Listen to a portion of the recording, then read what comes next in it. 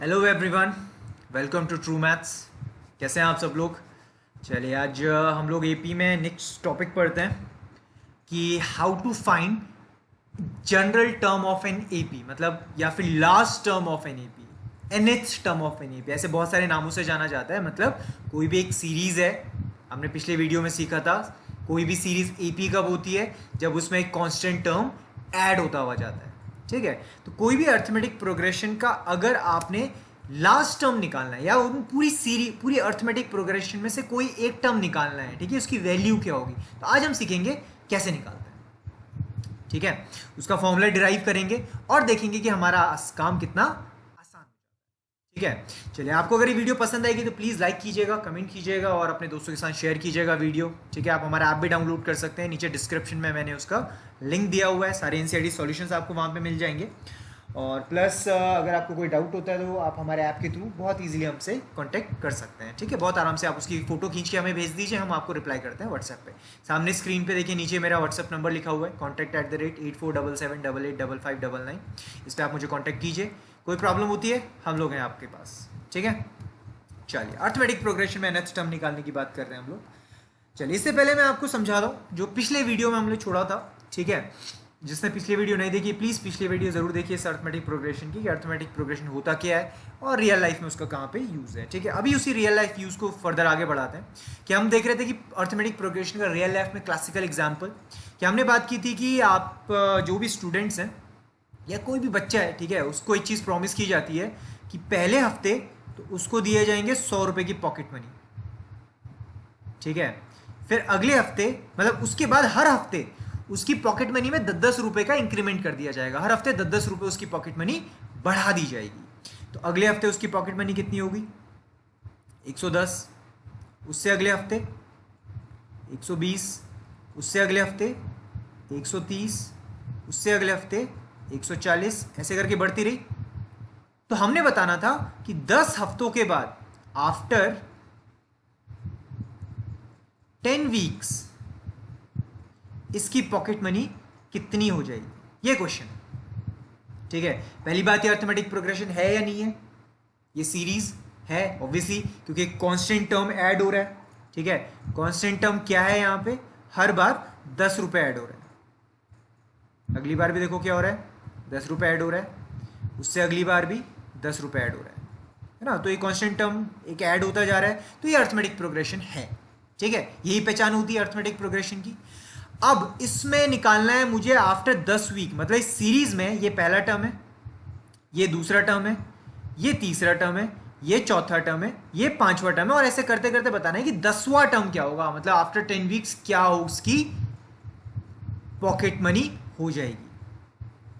ठीक है, या इन 10 वीक्स, आफ्टर रहने दीजिए, कंफ्यूजन होगा। इन 10 वीक्स, 10 हफ्तों में उसकी पॉकेट मनी कितनी हो जाएगी। ठीक है, पहले इससे समझते हैं। ठीक है, आफ्टर 10 वीक्स बात की बात है, तो आपको 10वें हफ्ते बतानी उसकी पॉकेट मनी कितनी हो जाएगी, मतलब आपको 10वां टर्म निकालना है इस सीरीज में।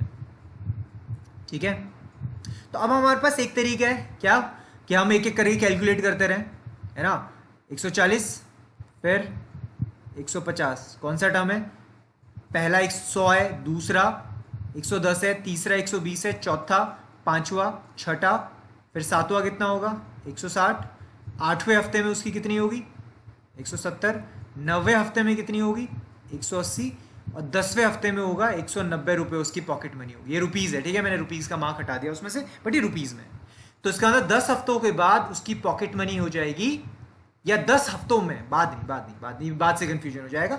10 हफ्तों में उसकी पॉकेट मनी हो जाएगी 190 रुपीज़, है ना? तो इस तरीके से आप nth टर्म निकाल सकते हो।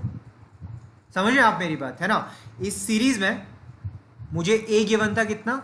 ए होता है फर्स्ट टर्म, हमने पिछली वीडियो में डिस्कस किया था, ये था ₹100। कॉमन डिफरेंस कितना था? कॉमन डिफरेंस था जी ₹10। 10 रुपये बढ़ रहे थे बार बार, है ना? nth टर्म कौन सा निकालना था? 10वां टर्म निकालना था, है ना? और an निकालना था 10वां टर्म, जो कि कितना आया सॉल्व करके? 190 रुपीज़। तो बेसिकली आपको ये 4 टर्म में से 3 दिए होते हैं और एक निकालना होता है। अभी क्या क्या दिया हुआ था? ये पहले 3 दिए हुए थे ना, और ये मुझसे पूछा था तो मैंने ऐसे कैलकुलेट कर लिया। तो ये तो छोटा था, 10 ही हफ्ते थे, तो आराम से कैलकुलेट हो गया। लेकिन अगर मैं पूछूं, अच्छा आफ्टर 1 ईयर बताओ, 1 साल के बाद इसकी पॉकेट मनी कितनी हो जाएगी? तो अब ये मुश्किल हो गया। 1 हफ्ते में होते हैं, 1 साल में होते हैं 52 हफ्ते, है ना? तो 52 हफ्तों तक ऐसे टर्म्स निकालते निकालते तो बहुत मुश्किल हो जाएगा। समझे आप मेरी बात? तो उस केस में हमारे पास आते हैं फॉर्मूले, ठीक है? nth टर्म निकालने का formula, how to find now. अब हमारे पास है how to find nth term of an AP, ठीक है, अर्थमेटिक प्रोग्रेशन। तो देखो अब इसका फॉर्मूला बना कैसे, ठीक है? मैं एक काम करता हूँ, इसको एक जनरल फॉर्म में कन्वर्ट कर लेता हूँ, आपको समझ आ जाएगा ज़्यादा अच्छा।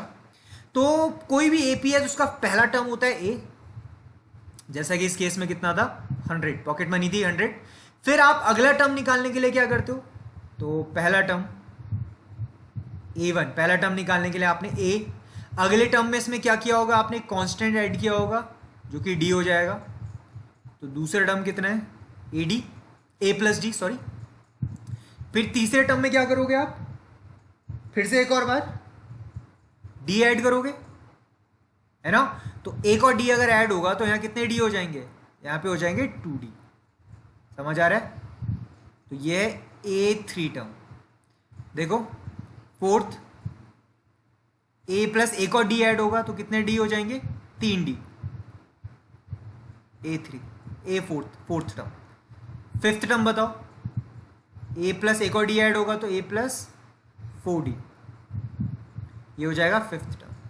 ऐसी होगा, है ना? हर बार डी ऐड करते जा रहे हो। तो अगर मुझे एक एपी का एक जनरल स्टैंडर्ड फॉर्म लिखना है कि कैसे लिखी जाएगी एपी, तो इस तरीके से आप एपी को लिख सकते हो, राइट? पहला टर्म A, अगला टर्म A प्लस डी, उससे अगला टर्म एक और D ऐड होगा तो A प्लस 2D, उससे अगला टर्म एक और D ऐड होगा A plus 3D, A plus 4D, A plus 5D, ऐसे करते करते आगे चीजें बढ़ती रहेंगी।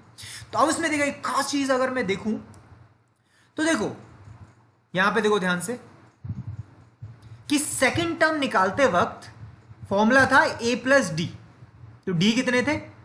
1। थर्ड टर्म निकालते वक्त D कितने थे? 2, तो थर्ड टर्म में A प्लस 2D, है ना? फोर्थ टर्म में A plus 3D, fifth term में A प्लस 4D। देखो D एक एक कम होता जा रहा है। ऐसे ही मैं आपसे पूछूं, अच्छा 8th टर्म बताओ, तो 8th टर्म निकालने के लिए आप कहते हैं A प्लस 7D, क्योंकि देखो हर बार एक एक D कम हो रहा है ना। थर्ड टर्म में A प्लस 2D, सॉरी, और फोर्थ टर्म में A plus 3D, fifth term में A प्लस 4D, D एक कम हो रहा है। ऐसी 8th टर्म में A प्लस 7D। 12वें टर्म में अगर 12वां टर्म निकालना है किसी एपी का तो कैसे निकालेंगे? हम A में 11D ऐड कर देंगे, राइट? 25वां टर्म बताओ कैसे निकालेंगे? तो 25वां टर्म निकालने के लिए पहले टर्म में A में 24D ऐड कर देंगे, तो A प्लस 24D। तो आपको ऐसे नहीं लगता हर बार मैं एक फॉर्मूला क्रिएट कर दे रहा हूं यहां पे? ऐसे ही बताओ, ये वाला 10वां टर्म निकालना था मुझे इस केस में, तो क्या करता? तो पहले टर्म में 100 में 9D ऐड कर देता। क्लियर है? क्लिक किया, है ना? क्योंकि देखो पहला टर्म है, और देखो दूसरे टर्म में क्या किया? 1D ऐड किया, 10 ऐड कर दिया। तीसरे टर्म में 2D ऐड किए, मतलब 10 प्लस 10 किया, तो 120 हो गया। चौथे टर्म में 3D ऐड किए, 10 प्लस 10 प्लस 10, 30, है ना? ऐसी 10वें टर्म में क्या करते? यहां पे 10वें टर्म में आप निकालने के लिए करते 9D ऐड A में। A हमारा 100 है, तो 9D, D कितना आ रहा है? 10 आ रहा था कांस्टेंट, तो 9D ऐड किया तो 90 ऐड हो गया, तो 100 प्लस 90 से 10वां टर्म निकल गया हम लोगों का। समझ आई बात, है ना? वापस आओ इस वाले पे। तो इससे एक फॉर्मूला ड्राइव करते हैं कि ऐसे करते करते अगर हम लोगों co dot dot dot dot dot dot dot एक बीच में कोई टर्म निकालना है, 18वां टर्म, कैसे निकालेंगे? A प्लस, बहुत बढ़िया, 17D, ठीक है? Last term. अब मुझे एक ऐसा टर्म निकालना है जो मुझे नहीं पता, इन जनरल है, मुझे नहीं पता कि कैसे निकलेगा nth टर्म, ठीक है? nth टर्म कोई भी जनरल टर्म हो सकता है, ठीक है? तो इसका फॉर्मूला क्या बन गया? A plus n minus 1D। ये समझ आया कैसे हुआ फॉर्मूला? ऑब्वियसली अगर 5वां टर्म निकालना था तो 5वां टर्म निकालने के लिए 4D से प्लस किया था, 8वां टर्म निकालना है तो 8वें से एक कम 60D किया था, 25वें टर्म में 25 से एक कम क्या 25 से एक कम 24D ऐड किया था। ऐसी अगर nth टर्म निकालना है तो अगर मुझे nth टर्म निकालना है, ठीक है, मैं यहाँ पे कलर चेंज कर रहा हूँ पेन का। अब मुझे अगर nth टर्म निकालना है किसी भी AP का तो क्या करेंगे, A में n से एक कम कुछ भी, n कुछ भी हो सकता है, तो n से एक कम D उसमें ऐड कर देंगे। तो ये हमारा फॉर्मूला बन गया nth टर्म का, जो बहुत ही इंपॉर्टेंट है बड़े कैलकुलेशंस में। ठीक है, समझ आ रही है मेरी बात? पक्का। एक एग्जाम्पल करते हैं, सारी चीजें क्लियर हो जाएंगी। चलो अब दूसरा एग्जाम्पल देखते हैं। हमने क्या बोला था पिछली बार, आपको अगर याद हो, दूसरा एग्जाम्पल क्या था कि आपने बैंक में 10,000 रुपीज डिपॉजिट किया, राइट। फिर बैंक ने आपको बोला जी हम आपको इंटरेस्ट देंगे, सिंपल इंटरेस्ट, ऐसा ही 1,000 रुपए पर साल, पर एनम, है ना, ऐसी बोला बैंक ने आपको। तो आप एक साल में पैसे कितने हो गए, मतलब दूसरे साल पैसे कितने हो गए आपके पास बैंक में, 11,000 रुपए हो गए, राइट। फिर उसके बाद 12,000, फिर उसके बाद 13,000, ऐसी था। तो आपने बताना था 10 साल में, इन 10 ईयर्स कितने हो जाएंगे पैसे। तो बेसिकली आपको 10वां टर्म निकालना है इसमें, सीधी सी बात है ना। पहले साल में 1,000 रुपए हैं, दूसरे साल में 11,000 है, तीसरे साल में 12,000 है, चौथे साल में 13,000 है। तो 10वें साल में कितने होंगे, तो 10वें साल फॉर्मूला देखो, फॉर्मूला अप्लाई करते हैं कि हमें ए एन का फॉर्मूला होता है A plus N minus 1 into D, मतलब जो भी टर्म निकालना है एन, उसमें एक कम डी जोड़ देते हैं पहले टर्म में। तो मुझे निकालना है 10वां टर्म इस सीरीज में। तो पहला टर्म कितना है इस सीरीज का, ये तो पता लगा ही लोगे।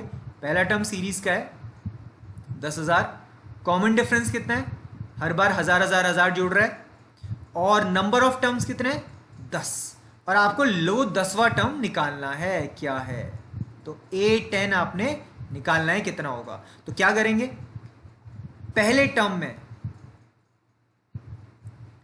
n-1d ऐड कर देंगे। n-1 मतलब 10-1, दैट मीन्स 9d ऐड करेंगे 10,000 में। तो 9d हो गया, 10-1 9 हो गया, 9 इंटू 1000 इज 9,000 रुपीज ऐड करोगे, तो इसका मतलब 19,000 रुपीज आपके बैंक में हो जाएंगे इन 10 ईयर्स। समझ आया आप सभी लोगों को, है ना। तो ये nth टर्म निकालने का एक फॉर्मूला होता है। तो nth टर्म मतलब सीरीज में कोई भी टर्म, क्लियर। तो इस तरीके से ये फॉर्मूला हम लोगों ने ड्राइव किया। ये बहुत आसान है, बहुत ज़्यादा मुश्किल नहीं है मेरे ख्याल से, बट आपको ये टर्म समझ आनी चाहिए। और एक चीज़ का ध्यान रखेंगे आप लोग, यहाँ पे ए एन और एन में कंफ्यूज नहीं करेंगे, ठीक है। बहुत ज़्यादा बच्चे ये करते हैं इस वाले केस में, ठीक है, पेन का कलर चेंज कर रहा हूँ। एन और ए एन में कंफ्यूज नहीं करेंगे। जैसे मैं एक सीरीज बना रहा हूँ 4, 8, 12, 16 और 20, ठीक है। तो ये एक सीरीज है, एपी है, हर बार प्लस 4 हो रहा है। तो पहला टर्म कितना है एपी का 4, कॉमन डिफरेंस कितना है प्लस 4 ऐड हो रहा है। और एन कितना है इस सीरीज में, एन है 1, 2, 3, 4, 5, एन यहां पे 5 टर्म्स हैं, ठीक है। इसको थोड़ा सा डिलीट कर देता हूं, सॉरी, ठीक है, थोड़ा गड़बड़ हो गया। अच्छा, एन कितना है यहाँ पे, एन है इस सीरीज में 5 टर्म्स, तो एन यहाँ पे 5 है। और 5वां टर्म क्या है, 5वां टर्म है 20, तो एन यहाँ पे 20 है और एन यहाँ पे 5 है। दो अलग अलग चीजें, कंफ्यूज नहीं होंगे इस चीज से, ठीक है। और अगर इसी सीरीज में ये जो 4, 8, 12, 16 में आपसे बोलता है मैं अच्छा 25वां टर्म बताओ, तो क्या करते हैं, 25वां टर्म बताने के लिए, A25 बताने के लिए पहले टर्म में आप कितने डी ऐड करते, 24 डी ऐड करते, है ना, ऐसे ही करते, 24 डी ऐड करते। तो 4 प्लस ये कितना हो गया, 4 4 जा 16, 1 96, तो 96 प्लस 4 इज 100, तो 100 हो गया। तो इसका मतलब इसमें जो 25वां टर्म होगा वो होगा 100, और ये nth टर्म निकालने का फॉर्मूला है, ठीक है। तो किसी भी सीरीज में nth टर्म निकाल लोगे उसका, पक्का। चलिए, बहुत बढ़िया, ठीक है। चलिए, thank you very much for watching. और आपके जो कमेंट्स होते हैं बहुत ज़्यादा पॉजिटिव होते हैं, हमें बहुत ज़्यादा मोटिवेट करते हैं। तो आप प्लीज़ इस तरीके से हमें कीप सपोर्टिंग अस। ठीक है, और हमारी वीडियोस को शेयर कीजिए अगर आपको पसंद आती हैं, समझ आती हैं हमारी वीडियोस, लाइक कीजिए, कमेंट्स कीजिए, सब्सक्राइब कीजिए नीचे, और जो हमारा बेल आइकन है जो नोटिफिकेशन के लिए, उसे भी ज़रूर प्रेस कीजिए, क्योंकि बहुत बार ऐसा होता है हम कुछ नोटिफाई करते हैं, बच्चों तक बातें नहीं पहुंच पाती है। तो प्लीज़ कोई भी नोटिफिकेशन मिस नहीं करेंगे अगर आप उस बेल आइकन को दबाएंगे। आप हमारा ऐप भी डाउनलोड कीजिए, डिस्क्रिप्शन में उसका लिंक है। Thank you very much for watching.